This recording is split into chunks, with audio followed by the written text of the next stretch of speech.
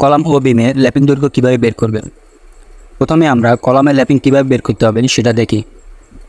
Lapping মানে হচ্ছে একটা রডের সাথে আরেকটা রড জোড়া দেয়া, মানে আমাদেরকে এই অংশটুকুর দৈর্ঘ্য বের করতে হবে। কলামের ক্ষেত্রে ল্যাপিং বের করার সূত্র হলো 40D বা 50D। বেশিরভাগ ক্ষেত্রে 50Dটাই ব্যবহার করা হয়। এখন আমরা দেখব 50Dতে কীভাবে রডের ল্যাপিং বের করতে হবে। সূত্রটি হলো 50D।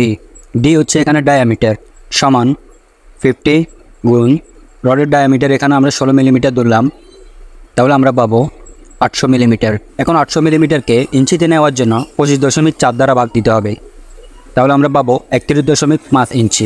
এখন ইঞ্চিকে ফিটে নেওয়ার জন্য 12 দিয়ে ভাগ দিলেই হবে।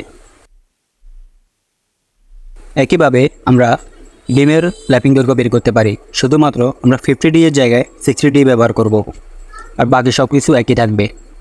এভাবে আমরা খুব সহজে ল্যাপিং দৈর্ঘ্য বের করতে পারি। ভিডিওটি ভালো লাগলে অবশ্যই লাইক এবং সাবস্ক্রাইব করবেন। আল্লাহ হাফেজ।